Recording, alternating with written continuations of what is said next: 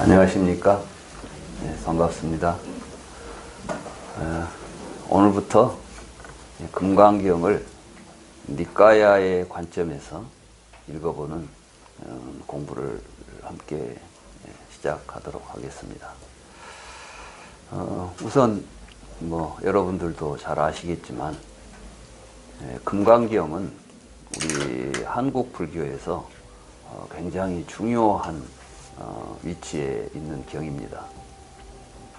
왜냐하면 우리 이 한국 불교의 어떤 그 중심을 형성하고 있는 조계종이라는 종단에서 이 금강경을 소위경전으로 하고 있습니다. 이 소위경전으로 하고 있다는 것은 바로 이 금강경의 가르침이 조계종의 뿌리라는 것입니다. 다시 말해서 조계종은 금강경의 가르침을 가지고 이 세상 사람들에게 불법을 전하려고 하는 종단인 것입니다. 그렇기 때문에 이 금강경을 바로 이해한다는 것, 바르게 이해한다는 것은 바로 이 조계종이 이 한국에서 바르게 불교를 펼 수 있는 토대가 되는 것입니다. 그런데 과연 우리 현실은 금강경이 바르게 이해되고 있는가? 또 이러한 금강경을 근본 소위경전으로 하고 있다고 표방하는 조계종이 과연 금강경의 바른 뜻을 가지고 지금 수행을 하고 포교를 하고 있는가? 이런 것들은 다시 한번 생각해 볼 필요가 있을 것입니다. 말로만 금강경이 소위경전이다 이야기하고 실제로는 금강경의 의미도 제대로 이해를 못하고 있다고 한다면 이것은 유명무실한 일이 될 것입니다. 그래서 저는 무엇보다도 우리 한국 불교에 있어서 금강경의 바른 이해는 이 시대에서 가장 중요한 불교적 과제다 이런 생각을 합니다. 그런데 금강경이 다른 경전들처럼 또 다른 경도 물론 그렇습니다만은 그렇게 쉽게 이해되는 경이 아닙니다. 그렇죠? 어렵습니다. 그러면 어떻게 이걸 바르게 해석하고 이해할 것인가? 이런 것들을 우리가 이제 생각해 보면 그럼 왜 지금까지 금강경이 이렇게 우리에게 어렵게 느껴졌을까? 이 금강경이 어려운 이유는 무엇일까? 이런 것도 좀 생각해 봐야 되겠죠. 물론 불법 자체가 어렵습니다. 금강경만 어려운 게 아니라 부처님의 말씀을 우리가 깊이 새기고 그걸 이해하려고 할 때 곧 부딪히는 문제가 쉽게 이해되지 않는다는 것입니다. 그럼에도 불구하고 금강경은 더더욱 어렵습니다. 그 어려움이 어디에 기인하는가? 저는 그 근본 원인이 첫째는 이 금강경이 본래 인도에서는 인도말로 만들어진 경전인데 이게 한문으로 번역되는 과정에서 이제 한문의 의미로 다시 해석을 우리가 할 수밖에 없게 되었다는 것이죠. 언어라는 것은 세계 각국의 언어가 절대로 같은 의미를 가질 수가 없습니다. 똑같은 이제 단어도 같은 의미를 가질 수가 없다는 것입니다. 예를 들어서 그릇이라는 단어를 한번 생각해 봅시다. 미국 사람들에게 그릇 그러면 그 사람들은 자기들이 먹는 빵 먹는 접시나 스프 담는 이런 걸 생각할 겁니다. 근데 우리는 그릇 그러면 밥그릇, 국그릇 생각합니다. 그렇죠? 같은 어떤 음식을 담아 먹는 용기를 우리는 그릇이라고 부르지만은 막상 그릇 그 말을 번역하려고 보면 같은 번역어가 있겠습니까? 없겠습니까? 사실 없는 겁니다. 그런데 우리는 마치 그걸 어떤 단어를 1대1로 번역을 하면 의미가 다 전달될 것이라고 잘못 생각하고 있는 것이죠. 어머니라는 단어도 다릅니다. 한국 사람들은 어머니 그러면 그 어머니라는 단어만 들어도 왠지 눈물이 핑 돌고 그런 거 있죠. 근데 아마 이 미국이나 영국 사람들한테 마더라는 단어가 그렇게 와 닿을까요? 제가 볼 때는 그렇진 않을 것 같아요. 그럼 왜 그럴까요? 그것은 우리들의 언어가 우리들의 삶 속에서 형성되기 때문에 그렇습니다. 근데 많은 사람들은 언어를 어떻게 생각하냐 하면 언어는 밖에 있는 객관적 사물에 대해서 우리가 그것을 인지하는 기호라고만 봅니다. 다시 말해서 이 세상에는 이름과 형태를 가진 존재들이 이미 존재하고 있다는 것입니다. 거기에다가 우리가 서로 합의를 해서 같이 소통할 수 있는 기호를 하나 붙여준 것이 언어라고 생각하는 것이죠. 그러니까 세계 어디에나 똑같은 존재들이 있고 사람들은 그것을 기호를 좀 달리 쓰고 있는 것이죠. 어떤 사람은 이것을 이제 컵이다 이런 컵이라는 단어를 가지고 소리를 가지고 이걸 표기를 합니다. 이게 이제 언어입니다. 우리는 이것을 잔이다 이렇게 말합니다. 그렇죠? 그래서 우리는 모든 언어가 1대1로 대응할 것이라고 생각을 합니다. 그런데 그렇게 되지를 않습니다. 특히나 이제 부처님은 우리들이 보지 못하고 우리들이 알지 못하는 세상을 보고 깨달으신 분입니다. 그 깨달음의 세계를 우리에게 전달하려고 할 때 이미 우리가 기존에 쓰고 있는 언어를 그대로 사용해가지고는 그게 바르게 전달이 되겠습니까? 여러분들은 뭘 처음 봤어요? 세상에 없는 걸 처음 보고 왔습니다. 그 이야기를 이제 어디 가서 하려고 합니다. 할 말 있습니까? 없습니까?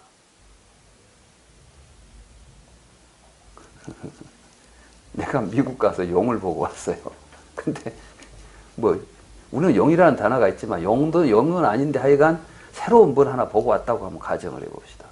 여러분들한테 뭘 설명하려고 하는데 어떻게 설명해야 되죠? 언어가 없는 겁니다.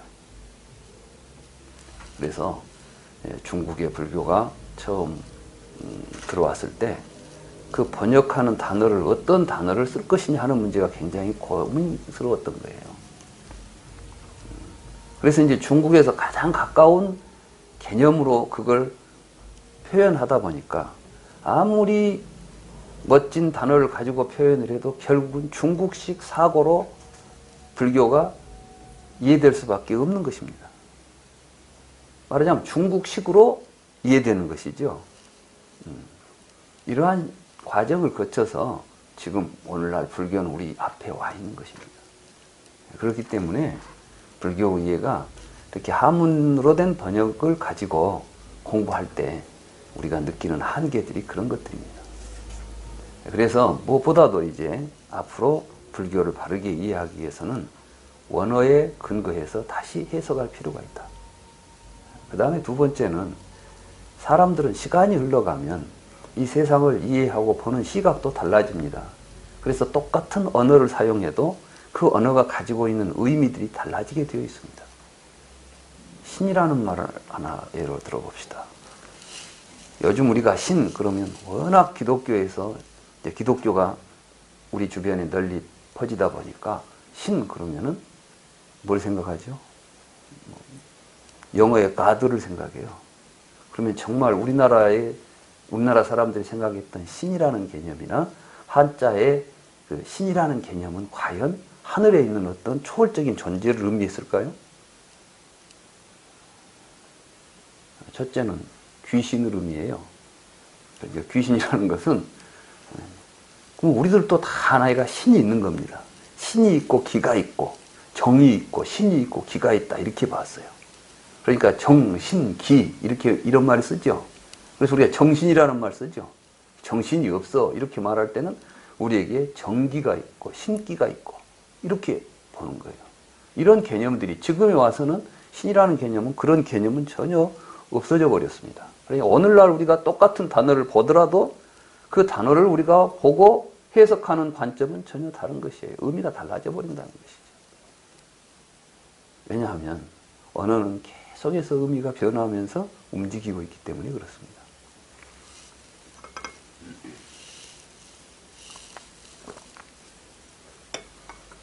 그런데 이런 점에 대해서는 전혀 관심이 없이 경이니까 그대로 보고 그대로 해석을 하고 하면 될 것이다. 이런 생각들이 더욱 근본적인 의미로부터 우리를 멀리하고 있지 않은가. 그래서 어렵지 않은가. 저는 이런 생각을 해봅니다. 또 하나, 금강경은 대승경전입니다. 대승경전은 부처님 당시에 부처님이 설한 경전이 아닙니다. 금강경은 현재 학자들의 연구에 의하면은 최소한 부처님이 열반하신 지 500년 뒤에 나온 경입니다. 그러니까 부처님이 돌아가신 지 500년 뒤에 어떤 의도에서인지 모르지만은 부처님 말씀이라는 이름으로 이 경이 세상에 등장했던 것입니다.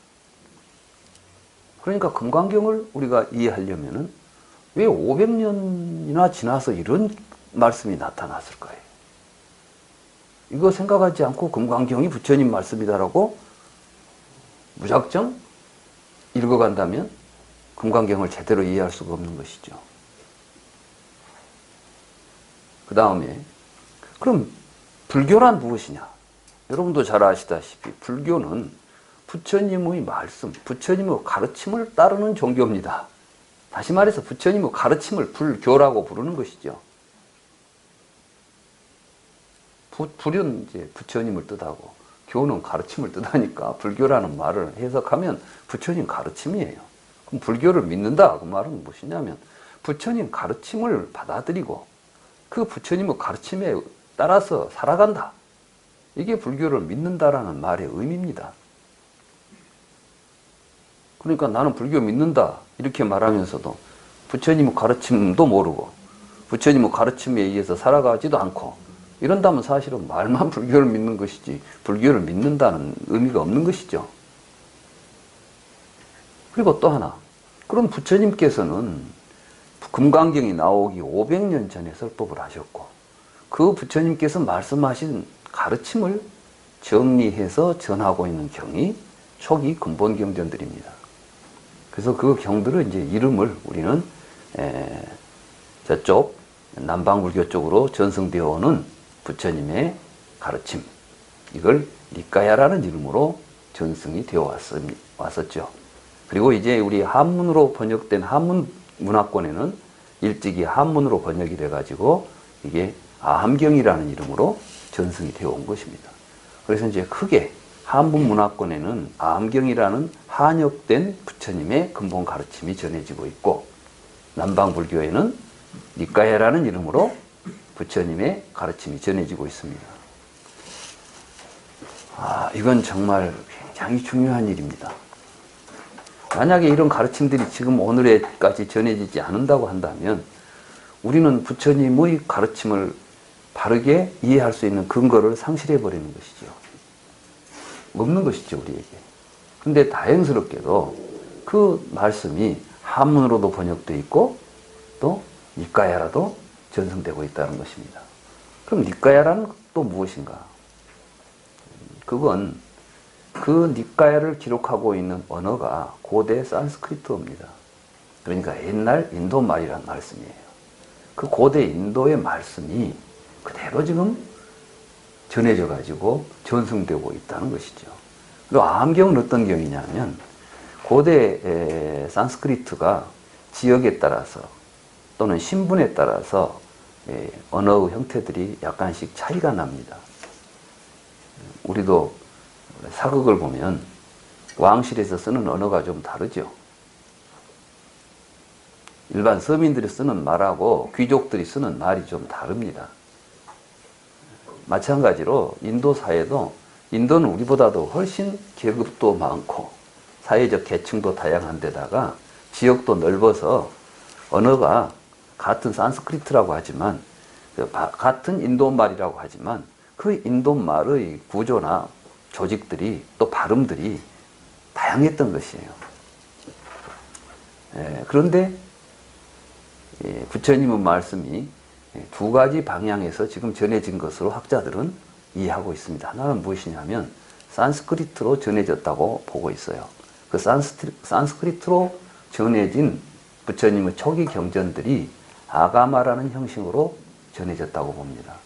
그건 우리가 왜 그걸 알 수 있냐 하면은 많은 한역 번역본에 보면 아금마라는 표현이 많이 나와요.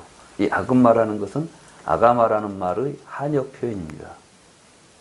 그러니까 아가마에 의존해서 뭘 해석한다거나 이런 표현들이 나온다는 것을 보면 아가마라고 하는 그 아가마를 한문으로 다시 번역했을 때 아함경이라는 이름으로 번역을 한 것입니다.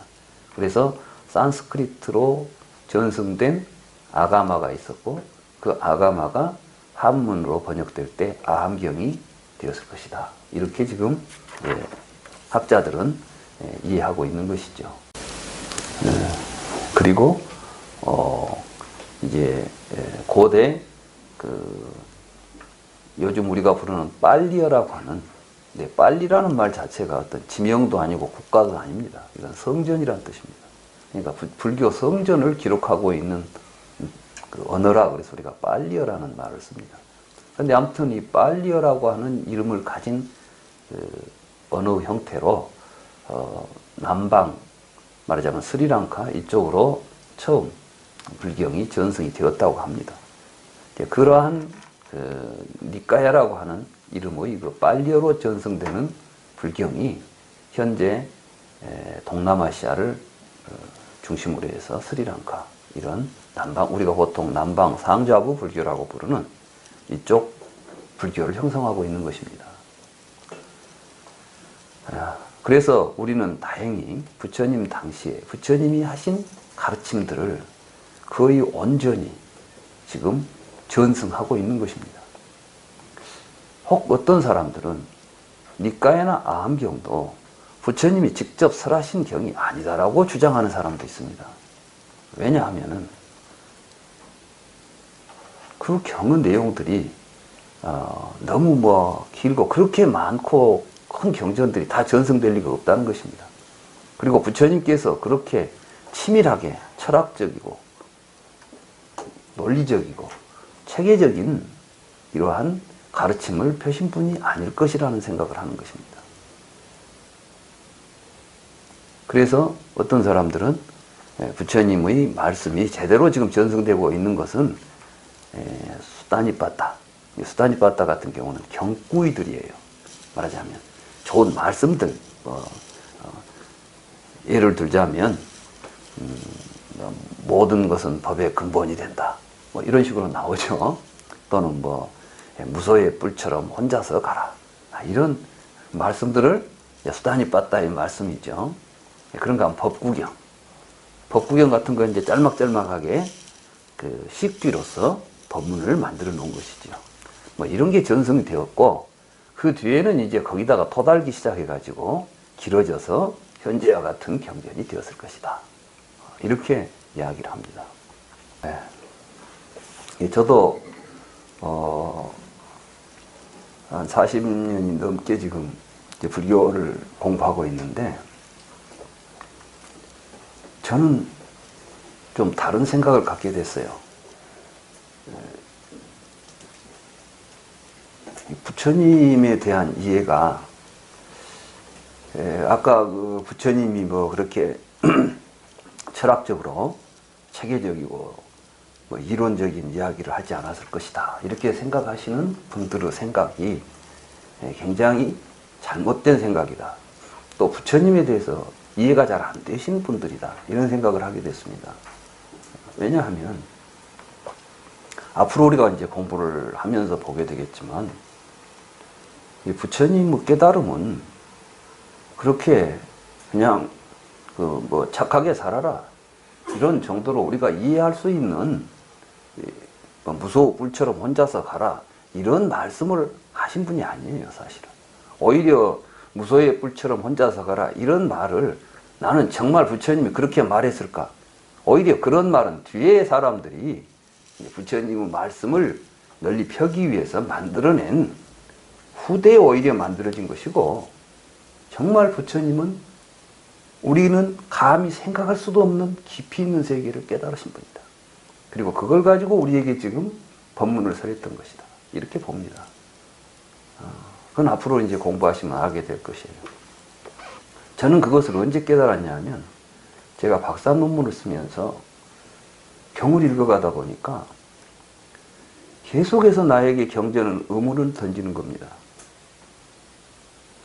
한 귀절을 이해하고 나면 그 다음은 도대체 뭐란 말이냐 하는 의심이 계속해서 일어나게 되고, 그러한 의심을 계속해서 풀어주는 법문들이 마치 기다리고 있듯이 나타나서 나를 끌고 가는 것을 내가 느꼈습니다. 그러면서 느꼈던 것은, 저는 사실 불교를 본격적으로 연구하기 전에는 철학과에서 철학을 공부했던 사람입니다. 저는 이제 저는 그 대학을 전남대학교에서 철학을 전공하고 대학원을 동국대로 왔거든요. 근데 제가 지금까지 알고 보았던 철학을 다 동원해도 사실은 부처님의 말씀을 따라잡기가 어려울 정도로 부처님의 가르침은 너무나 심오했던 것입니다. 그리고 결국 저는 내가 지금까지 가지고 이해했던 모든 것들을 버려가면서, 버렸을 때 비로소 부처님이 우리에게 하신 말씀 의미를 이해하기 시작했어요. 그것은 무엇을 의미합니까? 사람들은 자기가 옳다고 생각하는 어떤 생각에 기초해서 세상을 보고 이해하게 되어 있습니다. 말하자면 기독교인들은 기독교적인 사고방식을 가지고 세계를 본다니까요. 여러분들은 지금 아무 철학도 없는 것처럼 보이지만 여러분이 세상을 이해하는 것은 다 여러분 나름대로 철학이 있는 것입니다. 그렇기 때문에 이 불교를 이해한다고 할 때에도 자기 이해를 가지고 불교를 접근하게 되면 사실은 불교 이해가 안 되게 되어 있습니다. 어떤 식으로 가게 되냐면 내 이해가 잘못됐다는 것을 깨달아가는 과정이 불교 공부하는 과정이 되어야 합니다. 저는 대학원에 이제에서 그 석박사 과정을 거치는 과정에서 수도 없이 그런 과정을 거쳤던 것입니다. 그러면서 느낀 건 뭐였냐면 내가 가졌던 생각을 버리고 나니까 더 심오한 또 더 깊은 세상을 볼 수 있는 안목들이 열려가는 것을 보면서 부처님의 깨달음이 말하자면 심심미묘하다고 하는 표현이 있잖아요. 부처님의 법은 참 심심미묘하다. 그 말이 조금도 거짓이 없는 진실이구나. 이런 걸 저는 이제 공부하면서 느꼈던 것이에요. 그러면서 이제 그러한 시각으로 불경들을 읽어보니까 이 모든 불경의 말씀이 조금도 흐트러짐이 없이 부처님의 큰 깨달음의 세계를 이야기하기 위한 다양한 방편들의 모임이라는 것입니다. 그러니까 부처님께서 깨달은 세계가 너무 방대하고 크고 심오했기 때문에 여기서 이 말씀으로 다 못하면 저기서 저 말씀도 하시고 이런저런 말씀들이 수없이 행해졌던 것이고, 그것들을 잘 정리해서 한 틀로 보게 되면 부처님의 깨달음의 세계, 우리에게 부처님이 보여주고자 한 부처님의 세계가 불경 속에 잘 드러나 있더라는 것입니다. 그렇다면 이 모든 말씀이 부처님의 말씀이 아니고서는 안 되는 것이죠. 이제 비유하자면 이런 것입니다. 경전들은 퍼즐의 조각들입니다. 여러분들이 이제 어떤 그 큰 그림을 조각조각 분리해가지고 퍼즐을 만들어 놓죠. 그러면 이것 보고 저것 보면은 무슨 모양인지도 잘 알 수가 없어요. 그런데 하나하나 짜맞춰 보면 뒤에 가서 큰 그림이 하나 완성이 되지 않습니까? 경전들이 만약에 지금 아함경이나 니까야라는 이름으로 설해지고 있는 많은 경전들의 내용들을 잘 짜맞춰서 큰 그림이 하나 그려졌다고 한다면 그 그림을 여러 사람이 그렸다고 해야 되겠습니까? 한 사람이 그렸다고 해야 되겠습니까?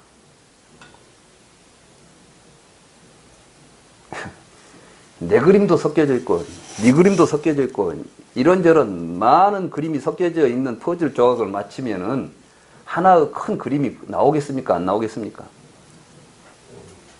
안 나오는 겁니다.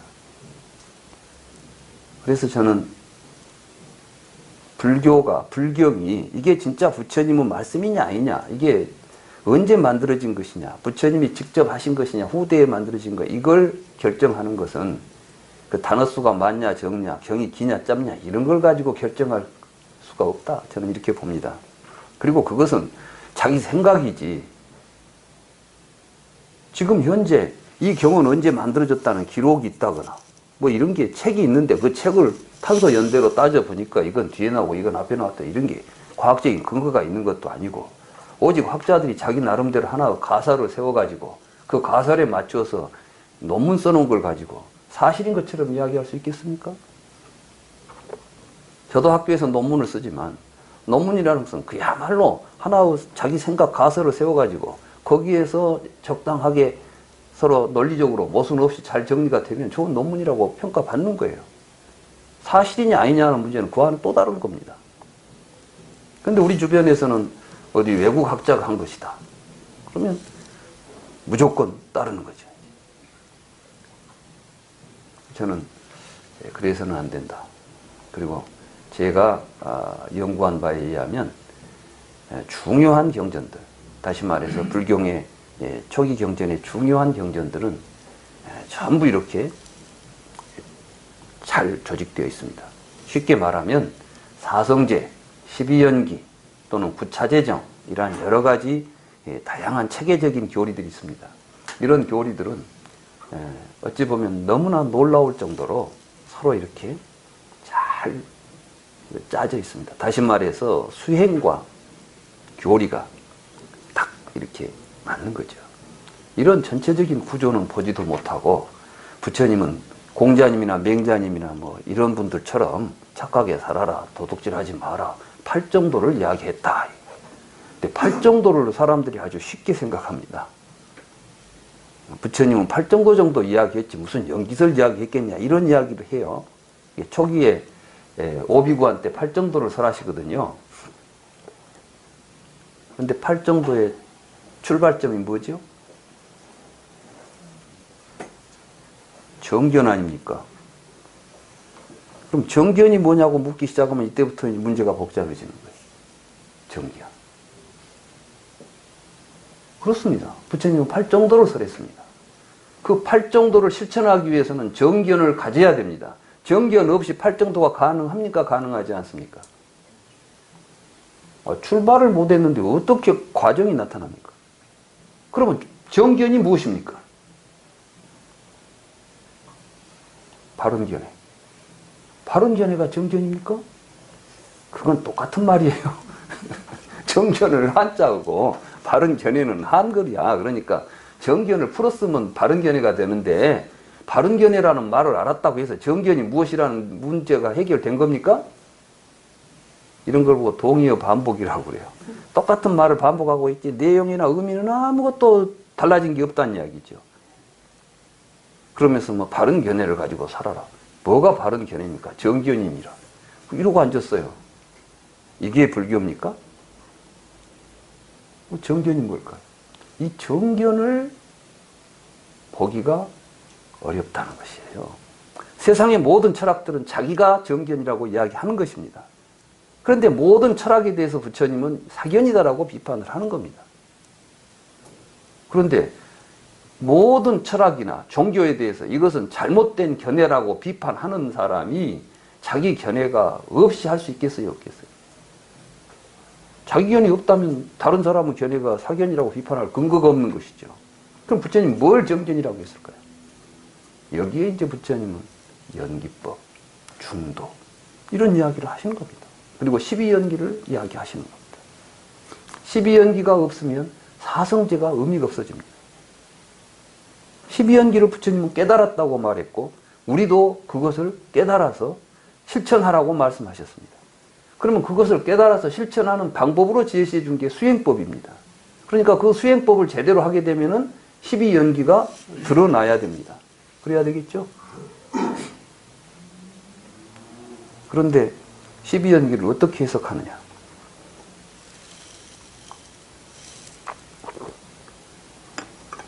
아비달마 불교에서 12연기를 3세 양중인가로 해석합니다. 과거, 현재, 미래, 과거세, 현생, 내생 이렇게 3세에 걸쳐서 중생들이 윤회하는 과정을 설명해 준 것이다. 그러면 이제 문제가 생깁니다. 여러분들이 과거생을 가볼 수 있어요, 없어요? 예? 또 과거는 요즘 누가 뭐 전생을 명상 속에서 전생을 보고 왔다고 하니까 또 이제 그렇다고 합시다. 근데 이게 또 내세가 있습니다. 내세. 그죠? 3세니까 응? 그럼 내세를 갈 수 있어요, 없어요? 아직 살아있는 사람이 내세를 갔다 왔다 뭐 이건 미친놈이지.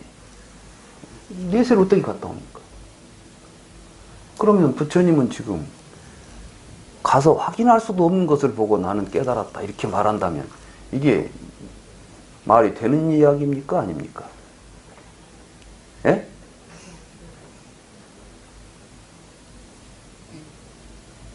부처님이 내가 직접 보리수알에서 깨달았다고 하는 이 연기법을 3세에 걸쳐서 한 이야기다고 해버리면 부처님을 욕보이는 거예요. 부처님은 보지도 못하고 짐작하고 있는 이야기를 했다는 거 아니에요, 지금? 안 그래요? 내세 이럴 것이다. 내일에 대해서 알 수 있는 사람. 부처님은 애언가가 아닙니다. 부처님은 애언하는 일을 극도로 피했습니다. 비난했습니다. 왜냐하면 내세는 결정되어 있지 않다는 것입니다. 내일은 결정되어 있지 않기 때문에 우리는 오늘 희망을 가지고 살 수 있는 것입니다. 여러분들은 내일이 다 결정되어 있다면 지금 여기 살 일이 뭐가 있겠어요?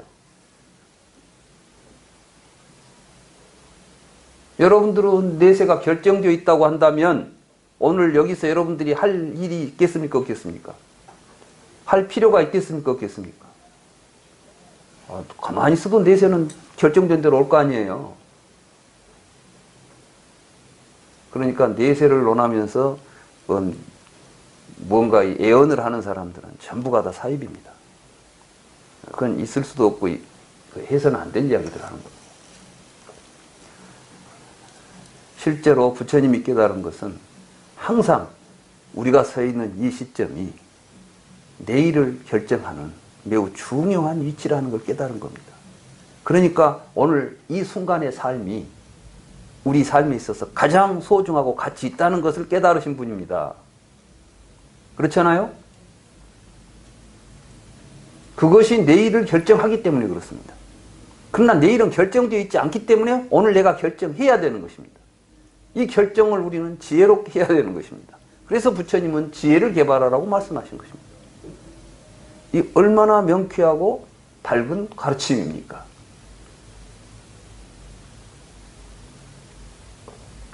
이러한 가르침을 3세 양중인가로 해석해버린 게 아비달마 불교였어요. 그러니까 이 아비달마 불교는 제가 볼 때는 우리 불교사에서 굉장히 부처님의 가르침을 후대에 많이 왜곡시킨 굉장히 오류가 많은 불교였구나. 이런 걸 저는 이제 불교 공부를 하면서 깨달았던 거예요. 저는 처음에 아비달마 불교가 너무 방대한 논서와 이론들이 있기 때문에 이 안에가 엄청난 것이 있을 거라고 생각하고 저도 열심히 뒤적여 봤는데 결국 내가 느낀 건 뭐냐면 허망하더라는 거예요. 말이 앞뒤가 안 맞더라는 거예요. 읽어보면 읽어볼수록. 그래서 저는 결국 이게 아닌데 싶어서 이제 경전에만 의거해서 말하자면 경전을 해석한 다른 사람들의 해석을 보니까 너무나 나를 헷갈리게만 만들더라고요. 그래서 저는 이제 니까야나 암경을 오직 경전에 의거를 해서만 내가 이해한다. 이렇게 생각하고 이제 공부를 했던 것입니다. 그리고 이제 그 공부를 하고 보니까 대승경전이 오히려 초기 부처님의 가르침을 잘 드러내고 있다는 것을 발견하게 됐어요. 특히 이제 금강경이나 이런 경들을 보게 되면 그건 뭐냐 하면 대승불교가 왜 일어났을까? 이 부분에 대한 이해를 제가 하게 된 겁니다. 지금까지 대승불교가 왜 일어났냐고 하는 이론들을 보게 되면 특히 이제 그러한 데 관심을 가지고 연구를 많이 한 곳이 동양보다도 일본 사람들입니다. 왜냐하면 사실 서양 사람들은 불교 관심이 대승불교에 큰 관심이 없어요. 대체적으로. 대개 이제 그 사람들이 관심 갖는 것은 일찍이 서양에 소개된 불교는 대승불교가 아닙니다. 처음에 이제 스리랑카 같은데 영국이 식민지로 지배하지 않습니까? 거기서 빨리 삼장들을 보게 됩니다. 초기 빨리 삼장을 번역하고 했던 사람들은 불자들이 아닙니다. 그 사람들은 이제 기독교인들이죠, 기본. 그런데 고대 문헌이 있으니까 이 사람들은 고대 문헌학적으로 이걸 가지고 보게 됩니다. 그러니까 지금 그들이 번역한 영역된 빨리 PTS라고 그러죠. 빨리 텍스트 소사이어티, 빨리 3장 그 연구한 그 영국의 PTS라는 데서 이제 로마나이저하고 그걸 다시 영역으로 번역한 이것들을 지금 읽어보면 그 개념 자체가 굉장히 기독교적인 기독교의 로드 이러듯이 부처님을 칭하는 칭호 자체가 매우 기독교적인 표현들을 갖게 되고 종교적인 기독교적인 그 종교적 언어들로서 이것을 해석하고 이해하려고 하는 것이죠. 그런 가운데 불교가 뭔가 좀 다르다 이런 것들을 느끼면서 관심을 가졌던 것이고, 그래서 그 사람들은 지금 이 빨리 삼장을 중심으로 해서 불교를 이해하는 것이지 화엄경, 법화경, 금강경 이런 걸 관심 가지고 보지 않습니다. 그런데 이제 우리는 대승불교권이잖아요. 일본도 대승불교권이고. 그러다 보니까 대승경전에 대해서 이제 관심을 가지게 되고 자기들의 전통에 대해서 해석을 하려고 하다 보니까 대승은 어떻게 발생했을까? 왜 대승이 나타났을까? 이런 데 보니까 이제 법화경 같은 데 보면은 탑신앙이 나오더라는 거예요. 탑. 법화경에 보면 탑 이야기가 많이 나오죠. 견보탑품 이런 데 이제 나오잖아요. 이런 이제 법사품이 나오고 그럽니다. 그러니까 이런 걸 보면서 이제 그때 이제 탑을 중심으로 하는 탑신앙이 있었고 거기에 또 법사라고 하는 새로운 어떤 그 승려 이외에 어떤 그 계층들이 만들어진 게 아니냐 이렇게 이것도 전부 뭐겠어요? 그날 가서 보고 한 이야기겠습니까? 앉아서 추측한 것이겠습니까?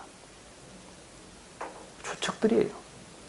그런데 관심도 안 갖고 있던 우리들은 또 그런 추측을 그럴듯하게 해놓으면 그런가 보다 해가지고 정설이 되고 그랬다 하더라 사실이 되고 그래가지고 우리한테는 사실처럼 전해지고 있는 것이죠. 근데 저는 대승 사상이 그렇게 그냥 탑에 모여가지고 신앙하던 사람들이 또 사람들한테 부처님 일생이나 설명해 주던 사람들이 무엇에 근거해가지고 경이라고 뭘 만들어내고 그걸 가지고 대승이라고 말하면서 이런 운동을 전개할 수 있었을까?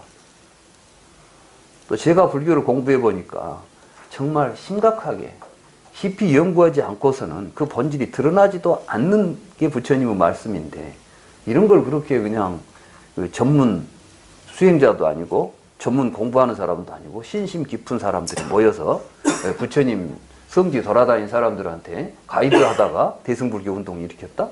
이건 도대체가 오히려 제가 볼 때는 너무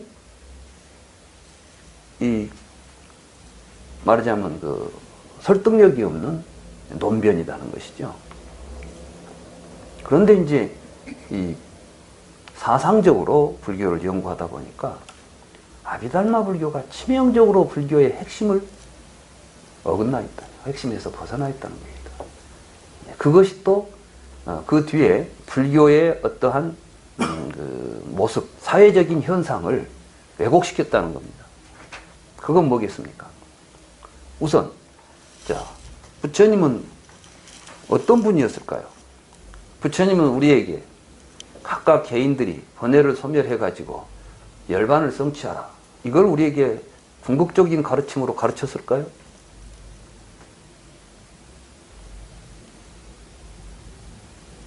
부처님은 어떤 삶을 사셨습니까? 부처님은 자신이 깨달아서 모든 괴로움의 문제를 해결하신 뒤에 이제 나는 됐다. 그리고 앉아 있었습니까? 뭘 하셨죠? 참 놀라운 일은 부처님은 생사 문제를 해결하겠다고 가필라성을 뛰어나갑니다. 그런데 그 부처님 앞에는 사실은 성 밖으로 나가지만 않으면 평생 호의호식할 수 있는 미래가 보장된 사람입니다. 그렇죠? 요즘 우리 같으면 그 자리를 못 차지해가지고 지금 난리가 나지 않습니까? 그거 하다가 지금 이 사단이 난 거 아니에요. 말하자면 나와라기도 안 나오잖아요. 근데 이 양반은 자기가 스스로 그냥 이거 필요 없다고 뿌리치고 나온단 말이에요. 그 시달타를 거기서부터 튀쳐나오게 한 게 뭐였을까요? 무소호 불처럼 혼자서 가라고 이런 이야기나 이런 정도 이야기 해주라고 지금 그런 거 깨달으려고 거기를 나왔겠어요?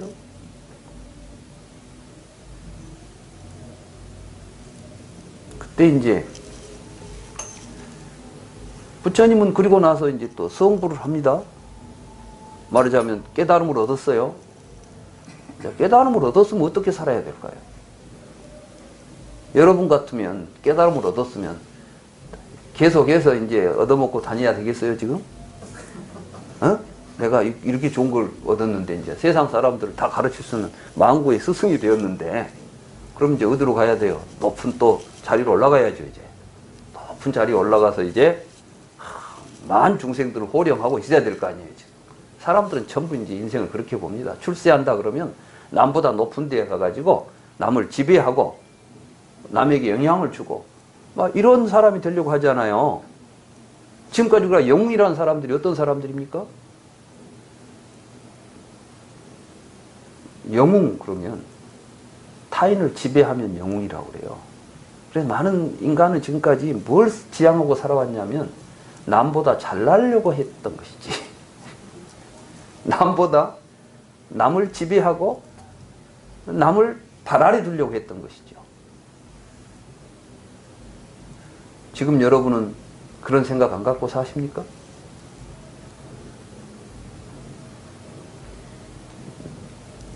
어찌됐든 남보다 더 잘나고 싶지 않아요? 근데 부처님은 남보다 더 잘났다고 해도 그걸 버리고 오신 분 아니에요, 지금. 왕보다 더 잘난 사람이 어디 있겠습니까, 그 시대에. 그런데 가장 높은 지에 갈 처지에 있는데도 불구하고 나는 그게 아니야. 내가 목표하는 건 그게 아니야 하고 벗어났단 말씀이에요. 그러고 나서 이제 그보다 더 높은, 그러니까 이제 국왕보다 높은 법왕이 되신 거예요, 말하자면. 그럼 이제 법왕이 됐으니까, 우리는 부처님 법왕이라고 부르죠. 근데 법왕이 됐으면 이제 또 법으로 우리를 지배해야 될 게 아닙니까? 국왕이 됐으면은 정치 권력을 가지고 지배하는 것이고, 이제 법왕이 됐으면은 법을 가지고 우리를 지배할 거 아니에요. 많은 사람들이 부처님을 법왕이라 하면서 우리를 지배하는 이 지배주처럼 생각하는 게 문제예요, 지금 한국 불교. 아니, 한국 불교가 아니라 불교 역사가. 그래가지고 이제 부처님을 저렇게 왕보다 더 높은 자리에다 모시잖아요. 법당에 가보면 왕보다 더 높은 자리에 있어. 왕보다 더 호화롭게 차려놓고 있어. 그리고 거기다 대고 이제 막 비는 거야. 국왕님 우리에게 뭐 대주시오 하듯이 이제는 법왕님 우리한테 해주시오. 이게 불교냐. 부처님을 잘 생각해 보세요. 부처님은 성도하시고 나서 변했습니까?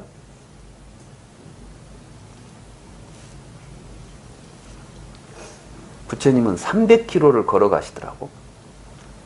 이 이야기를 전해주고 내 이야기를 알아들을 사람을 찾기 위해서 300km. 지금 우리 개념으로 300km가 아닙니다. 옛날에 300km는 이게 걸어서 가야 되는 300km, 인도의 300km는 또 다르죠. 말하자면 이 니련선하에서 마가다국에서 성불을 하시고 어디를 걸어가냐면은 이 부다가야에서 성불을 하시죠. 그러고 나서 사르나트까지 걸어가는 거예요. 사르나트까지. 무얼? 이걸 같이 이야기하고 이걸 같이 내가 깨달은 이걸 같이 실현할 동지를 찾아가는 겁니다. 부처님은 오비구를 찾아가죠. 오비구를 찾아갔어요. 이 사람들은 내 말을 알아들을 것이다. 그리고 가르치고 나서 어쨌죠? 이제 너희들도 알았으니까 잘 살아라. 그리고 이제 가거라. 이렇게 아니었어요. 사람들을 모읍니다. 제자들을 모으잖아요. 그리고 어느 정도 이제 사람들이 모이니까 세간의 이익을 위하여, 이 세상에 살아가는 모든 사람들의 행복을 위해서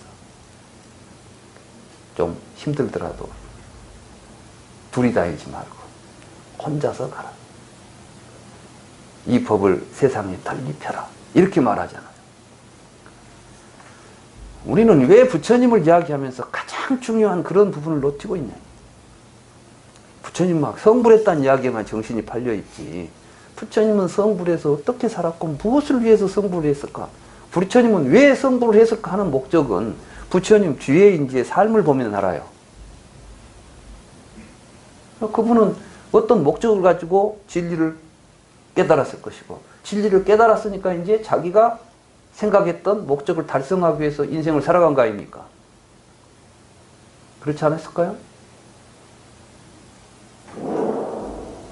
그렇게 살아갔던 부처님의 삶을 돌이켜보면 부처님은 제자들에게 이렇게 살자고 다짐했던 것이죠. 나처럼 한번 같이 살아보자고. 그래서 걸식을 하고 세상을 돌아다니면서 아무것도 소유하지 않고 어떤 사람도 억압하거나 지배하지 않고 그들과 하나가 되어서 그들의 행복을 위해서 일생을 헌신하자. 이게 바로 부처님이 깨달아서 이렇게 사는 것이 정말 인간답게 사는 것이고 가장 훌륭하게 사는 삶이라는 것을 보여준 거예요. 그런데 아비달마 불교는 어떻게 했습니까? 아비달마 불교 시대가 되면 아쇼카 왕이 부처님 열반하신 지 300년 뒤에 인도를 통일하고 이제 불교로 전향을 합니다. 그래서 이제 자기가 불교로 전향한 아쇼카 왕은 불교를 진흥하기 위해서 사원에다가 엄청난 토지를 나눠줍니다. 그러니까 사원이 부자가 돼요. 이제 절에서 뭐 어디 걸식 안 하고 다녀도 가만히 앉아 있어도 물자가 많은 겁니다. 이런 상황이 되고 보니까 걸식을 하면서 세상을 돌아다니면서 모든 사람을 만나고 그들에게 부처님 법을 전하려고 하는 적극적인 이러한 삶보다는 사찰에 안주해가지고 이제 부처님 말씀을 내가 더 잘 알아. 너는 잘 몰라. 이렇게 하면서 이제 부처님 말씀이 좀 어렵잖아요, 경이. 그러니까 경전 해석하고 거기다가 이제 토 붙이고 이론 만들어가지고 내 말이 맞다, 네 말이 맞다 싸우기 시작한 거예요. 이렇게 해서 부파가 한 20개가 갈라졌던 겁니다. 그게 이제 인도 사회가 어떻게 돼요? 부처님이 지금 서로 이론 만들어가지고 내가 맞다, 네가 맞다 싸우자는 가르침입니까?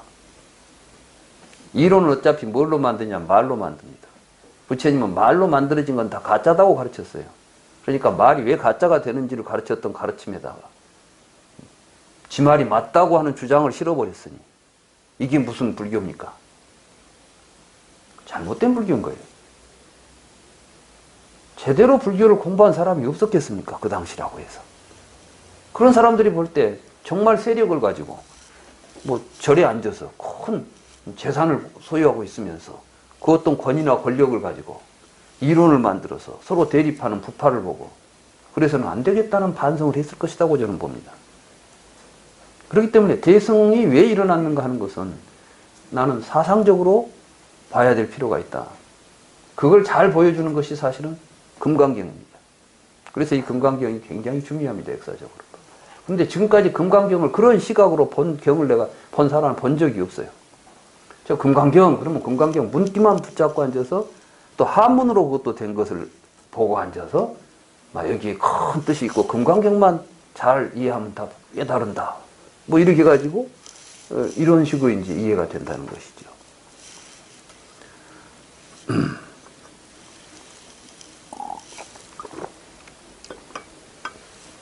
대승은 아비달마 불교가 가지고 있었던 불교 이해에 대해서 정식으로 거부를 하는 겁니다. 이건 잘못된 것이다.